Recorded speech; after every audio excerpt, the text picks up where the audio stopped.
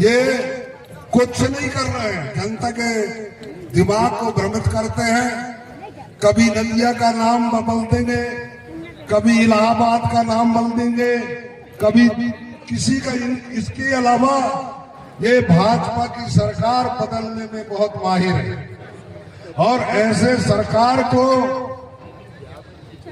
हमारे जो उनका है, मैं इसलिए उनसे निवेदन करता हूं, हमारे गायक लोग हैं, हमारे प्रेम लोग हैं, एक ताकत से बंध जाओ।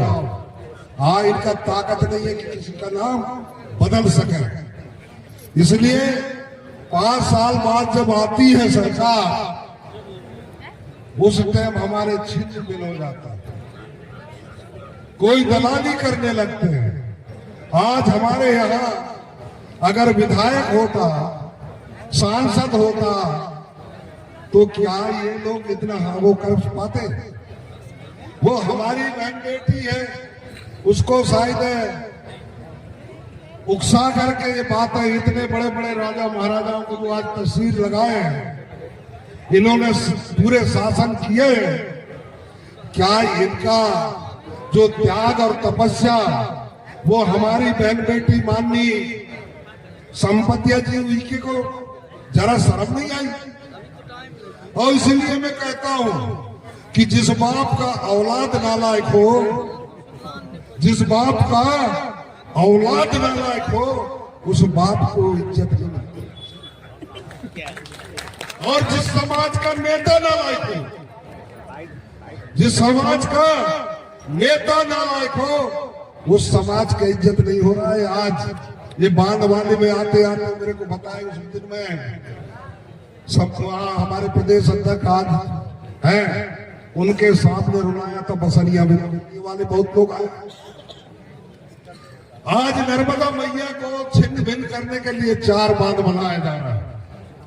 कल भी हमारी डिंडोरी में बैठक है राघोपुर बांध का, और हमने एक तय किया है कि मंडला जिला, डिंडोरी जिला और अनूपपुर जिला 4 बांध बंद करके आदिवासियों का उजाड़ने का काम कर रहे हैं। उसमें से 18 विधायक और 2 सांसदों को बुलाना, और सेंटर डिंडोरी में, क्योंकि ये लड़ाई हमारा जल जंगल और जमीन की लड़ाई है, और दादा हीरा सिंह मरकाम जल जंगल जमीन की लड़ाई लड़े हैं, जिससे आज भी पूरे देश को लाभ हो रहा है। पट्टा जो वितरित नहीं, सरकार नहीं दे पा रही, वो एक अलग चीज है।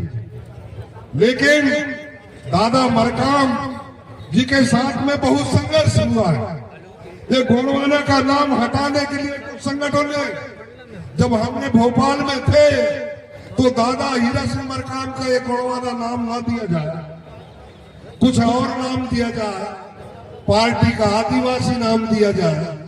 दादा ये बात को जानता था, दादा को अध्ययन था कि आधा दुनिया गोंडवाना लैंड है, और उसकी राजधानी मंडला था।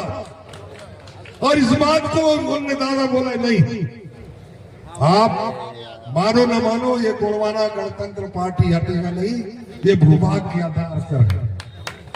ये उसका चिंतन था। हम लोग बैठ गए थे, तो रैली निकालना बहुत जरूरी है, और रैली सबको रहना है, और यहां से चलकर कहा बैगा बैगिन हमारे अभी पक्कागढ़ है, बहुत जल्दी हम इस बात को कलेक्टर के सामने रखेंगे। यहाँ का कलेक्टर भी बड़ा उदासीनता हो गया है, सुनने को आया अलग तरह से कि संपत्तियां जी और कलेक्टर एक हो गए, और पूरा जनता आज हाहाकार हो रहा है। कभी स्कूल में, तो कभी किसी जगह, कहीं जंगल में, जल जंगल जमीन में हमारे साथ उपस्थित हो रहे हैं। और आप सब लोगों से मेरा निवेदन है, जो मेरा चिंतन है, इस बात को आप तक मैं शेयर कर रहा हूं। जल और जंगल से दूर कर रहे हैं, अभी तो जंगल में डुबा रहा है, फिर जंगल से बाहर करेंगे, फिर आपके जमीन से खनिज संपदा निकालेंगे। आप जो आज इतने भारी तादाद में जो आज ट्राइबल क्षेत्र 5वीं अनुसूची है, ये बच नहीं पाएगा।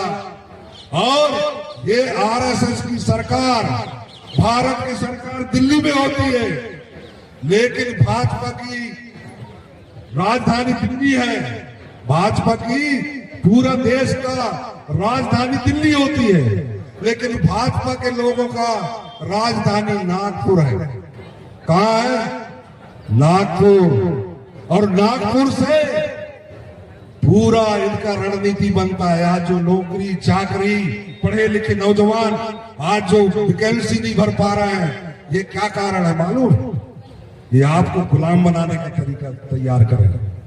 कल तक अंग्रेजों से झेले, आज काले अंग्रेजों से गुजरना है। इसलिए मेरा निवेदन है, सबको समझ में आना चाहिए कि ये जो काले अंग्रेज हैं, आपको बेघर करके मजबूरन आपको जो जैसा वो अंग्रेजों का जमाना था, उससे बहुत ज्यादा खतरनाक ये भाजपा की सरकार है।